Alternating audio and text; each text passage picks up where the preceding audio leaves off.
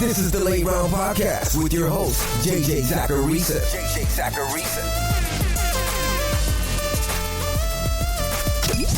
What's up, everyone? It's JJ Zacharisa, and in this episode 992 of the Late Round Fantasy Football Podcast, sponsored by DraftKings. Thanks for tuning in. Football season is right around the corner, and there's no better way to lock in your fantasy dominance early than with Best Ball on DraftKings, where you draft once and ride your roster all season long. And right now, DraftKings is giving all customers a can't-miss offer. Draft one, get one. Enter a lineup in the $15 million Best Ball contest for just $20, and you'll score another Best Ball ticket to play free for a share of $15 million, giving you a second shot to win big. It's easy. Just draft your team once, no weekly management required, and let your top scorers automatically start each week. Across the whole season, every breakout star, every clutch play, every touchdown will count toward your quest for a share of $15 million. I've been drafting over there recently. I've been really into getting the rookie running backs like RJ Harvey and Caleb Johnson. So download the DraftKings Daily Fantasy app now to draft your $20 Best Ball lineup to play for a share of $15 million and get a second ticket to play free for a share of that $15 million. That's two chances to win big without ever setting your lineup again. Draft one, get one, only on DraftKings. The crown is yours. Gambling problem? Call 1-800-GAMBLER. In New York, call 877-8-HOPE-NY or text HOPE-NY to 467-369. In Connecticut, help is available for problem gambling. Call 888-789-7777 or visit ccpg.org. 18 plus in most eligible states, but age varies by jurisdiction. Eligibility restrictions apply. Void where prohibited. One per customer. Enter the Best Ball $15 million headliner contest by 9/4/25 to get one bonus entry. $20 entry fee required. Reward expires in 30 days. See terms at DraftKings.com/NFL-best-ball. Sponsored by DK. So today's episode is one I do every year. Every April, I build out my player projections. And no, for the record, I don't publish those projections. They're not out there for all of you to consume. I talk about this at length in the draft guide that I do each year, but projections to me are more about getting a good grasp on the fantasy landscape, not to have some precise number that I'm forced to draft off of. The truth is, projections take a lot of maintenance for them to be super accurate. When I worked at Numberfire back in the day, we actually had a projection czar. Shout out Sam House. He would go in there and we would make sure that all I's were dotted and T's were crossed every single day. Like a person dedicated to doing that daily. Considering the variance of fantasy football, that's just not how I personally am going to spend my time. So while I do feel good about my projections and the process I go through in building them, I don't publish them because it just takes a lot of time to stay on top of them. Instead, I kind of want to just go in there and make changes whenever I have free time to do so. But like I said, I still build out projections. Mostly because the process of doing so can uncover some really interesting things about the fantasy football landscape. And as usual, it did that for me once again this year. So on today's episode, I'll be talking about 10 things that I found while building projections this year. Some of them are more surprising than others, but they were sort of my biggest takeaways from building them. So with that being said, let's get to item number 1. One of the things I've gone on and on about over the last 6 years or so is how the quarterback landscape has totally changed since I originally wrote the Late Round Quarterback ebook back in 2012. Man, I'm old. There are more mobile quarterbacks than ever before. That raises the floor for so many quarterbacks in fantasy. But those mobile quarterbacks are also great passers. That elevates players like Josh Allen, Jalen Hurts, and Lamar Jackson every single year. And now, probably Jaden Daniels too. That makes them both predictable. We know who the top quarterbacks are generally going to be, but also valuable because they're at least giving you some sort of points per game edge. The only way something like this will change, the only way we go back to an obvious late round quarterback strategy is if we see an influx of these dual threat passers. Because hypothetically, if we had 12 Lamar Jacksons, there'd be no reason to take Lamar Jackson in round 3. You can just wait to get him. We're not there yet. But I bring all of this up because I think the 2024 quarterback class, the one that we just saw for the first time last season, I think there's a chance we see a couple of those quarterbacks give us really strong fantasy seasons here in 2025. Caleb Williams is the one who stood out most in my projections. You heard about this if you listened to this week's episode of Becoming a Best Ball Bro. But my projections love Caleb Williams. Like, if you'd rather not take a shot on one of the pass catchers in Chicago because you feel like it's a crowded room, at least throw a pick at Williams this year, because he's going to be capturing all of that receiving production anyway. Williams gets the offensive scheme upgrade. They've invested in the offensive line. He's going to be throwing to Rome Odunze, DJ Moore, Luther Burden, Colston Loveland, and Cole Kmet. Now, admittedly, just like I've talked about with Odunze, I think we need to at least have an open mind about where things could go with Williams. He had a yards per attempt rate of 6.3 as a rookie. Let me just read you the 300 plus attempt rookie quarterback since 2011 who finished their rookie season with a rate below 6.5. So that's a good bit higher than where Williams was at. Bryce Young, Aiden O'Connell, Kenny Pickett, Trevor Lawrence, Zach Wilson, Josh Allen, who was at 6.48 yards per attempt, Josh Rosen, Deshaun Kaiser, Carson Wentz, Blake Bortles, Derek Carr, EJ Manuel, Mike Glennon, and Blaine Gabbert. Like most things in football, how a quarterback performs during his rookie season, it's usually predictive of how things are going to go throughout their career. Usually. But exactly like that gray area fantasy football episode that I was talking about last week, cost has to be a factor here too. Williams right now is being ranked at QB 13 over on Fantasy Pros. DraftKings Best Ball Leagues watch him fall off draft boards at QB 11, close to pick 100. That's not some insane investment when you look at the upside, because just like his young wide receiver, his potential top target this year, we know that things weren't all butterflies and rainbows for that offense in 2024. And we know Williams has a lot of talent. That's why he went first overall last year. And most importantly to the fantasy discussion, you're going to be looking at Williams among other quarterbacks who don't have the same rushing profiles. Williams is going after Jared Goff and Justin Herbert, according to Fantasy Pros rankers. Which, by the way, Jared Goff has to be the most overrated quarterback in every format right now. But I'll save that take for another day. But just last year, Caleb Williams finished 9th in the NFL in rushing yards per game at quarterback. Even without a rushing touchdown, he added almost 3 points per game with his legs. Combine that with the passing potential with Ben Johnson, I'm going to chase that ceiling outcome all day long with him. Especially when his projection, his median outcome, puts him firmly in the top 10 for me. But I'm also going to be in on the other more dual threat second-year quarterbacks as well. Drake May, he didn't project as well as Caleb Williams did, but he averaged more rushing yards and more rushing points per game than Williams last year. And he gets the hopeful coaching upgrade with way better weapons year over year. Now, Bo Nix was already a good fantasy asset last year, and quarterbacks who score 17 or more points per game as rookies since 2011, they've given us really good hit rates through the years. Bo Nix was at 18.7, and Nix almost gave us 4 points per game with his legs. And then another second-year quarterback, JJ McCarthy. Now, aside from having an elite first name, he looks really good in my projections too. I think he's undervalued right now in redraft when you consider Kevin O'Connell. He's been in Minnesota for 3 years now. In those 3 seasons, the Vikings have ranked 9th, 15th, and 8th in offensive touchdowns per game. And that includes a season where Minnesota started Nick Mullins, Josh Dobbs, and Jaron Hall in 9 of their 17 regular season games. They've had multiple quarterbacks, tons of different quarterbacks during that time. That's why McCarthy's projection looks good, because it stems from the fact that the numbers expect Minnesota to still be pretty good offensively. Overall, I'm just in on these second-year low-end QB1s into that QB2 range. I'm into those second-year quarterbacks. They're the right kind of bets to make, and thankfully, my projections generally see that too. No one probably wants to hear this because of how he burned people last year, but my projections, they love Christian McCaffrey. But then again, why wouldn't they? CMC's problem isn't what he can do when he's healthy. It's that he just hasn't been healthy. Last year was a roller coaster with how things started and ended, but it does feel like people are just burying him right now. That he's done for because of last year.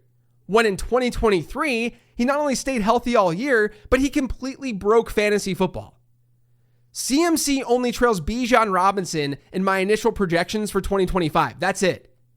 Now, I'm not ranking it that way, but that's mostly because, again, there's injury worry and there's the potential age cliff too. But with San Francisco being weak defensively, it wouldn't shock me if we see more pass-heavy scripts for the 49ers in 2025. And if that happens, given the fact that Brandon Ayuk could start slow due to his injury, Deebo Samuel's now gone, CMC could realistically go nuts. Like consistent target shares in the 20 to 25% range. So I think there's just so much upside there to warrant his current cost over on DraftKings, which is often into round 2, late round 1. I actually think that's kind of a value. But of course, I would understand if you would just rather not.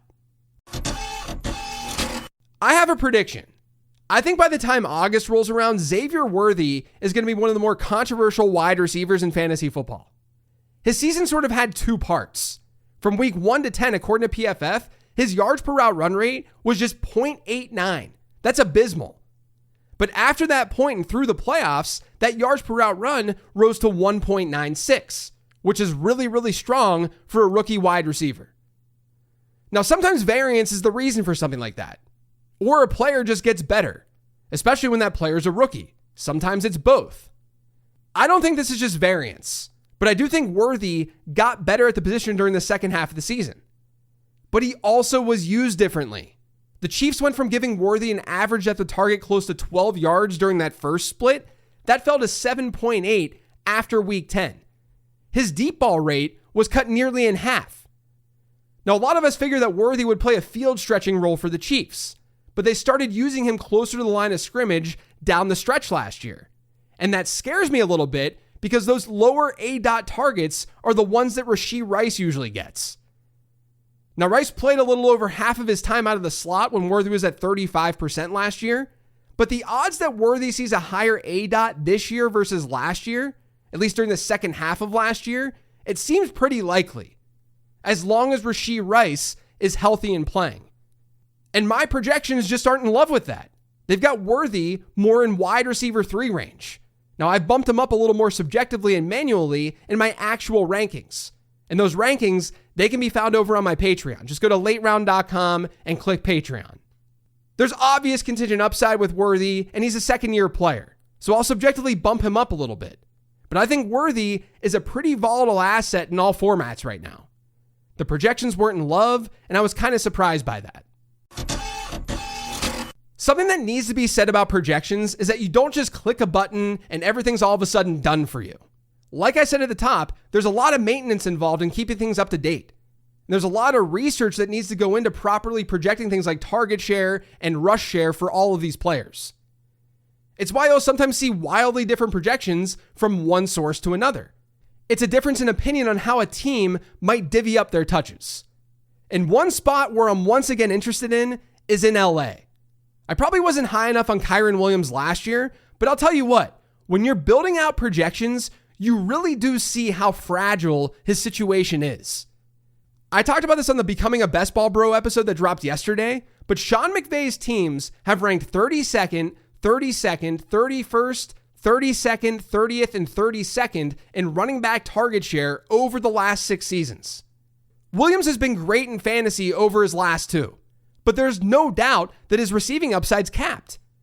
And it kind of was last season too. He only had a 7.9% target share.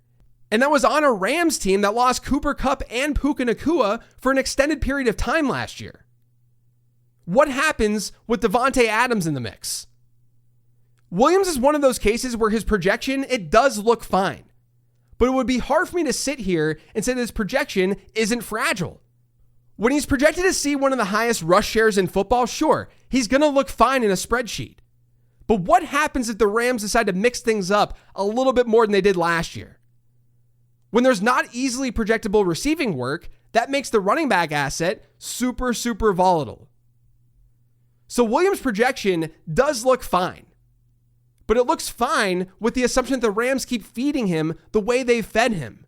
And with Blake Corum being there and the addition of Jarquez Hunter, who you guys know I like a lot, there's at least some path here where his rush share slips by, say, 10 percentage points.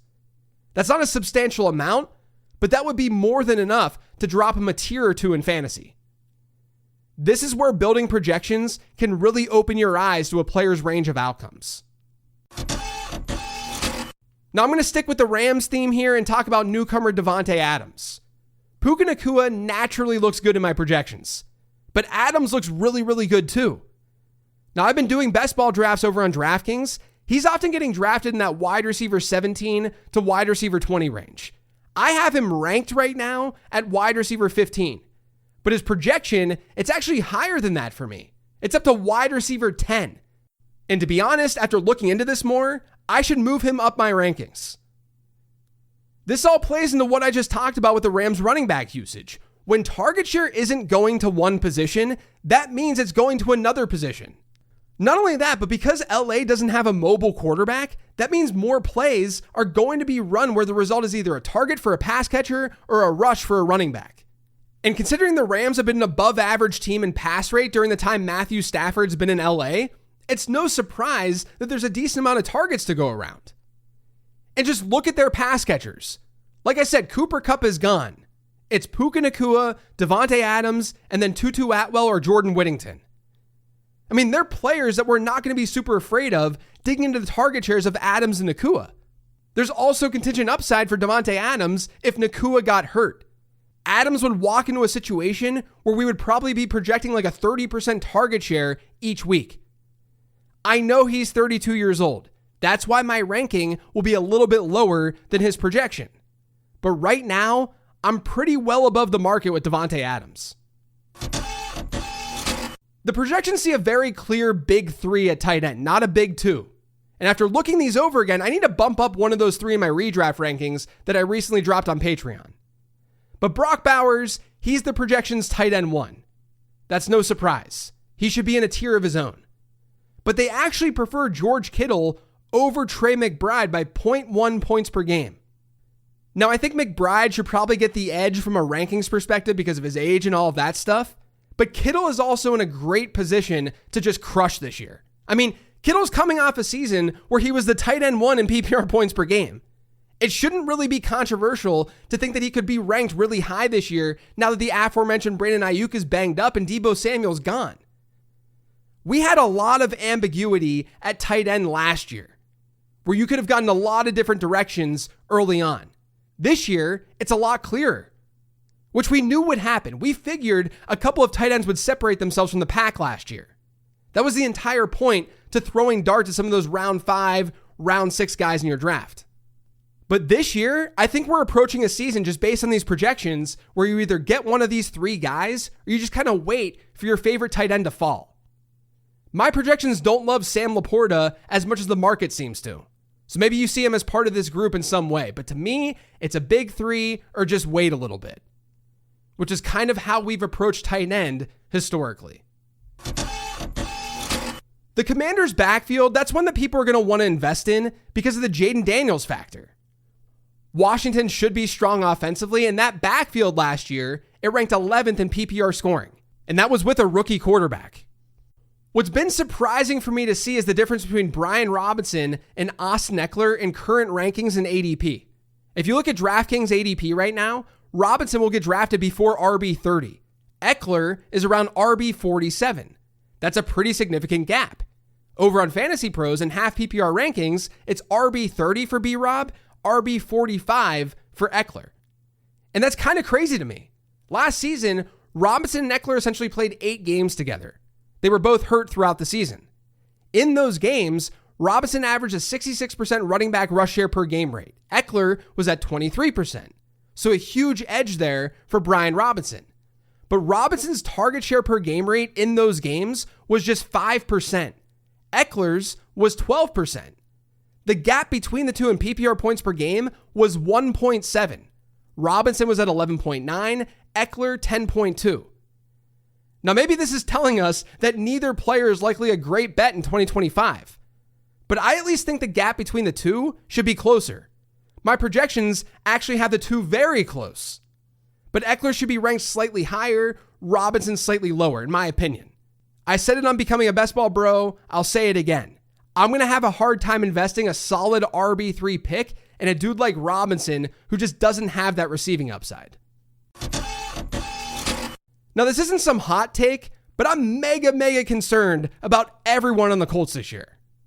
I mean, if we knew that we'd get 17 games from Anthony Richardson, I probably wouldn't mind him as a later round quarterback because of that rushing upside. But man, this is a really tough team to get behind on the projections front.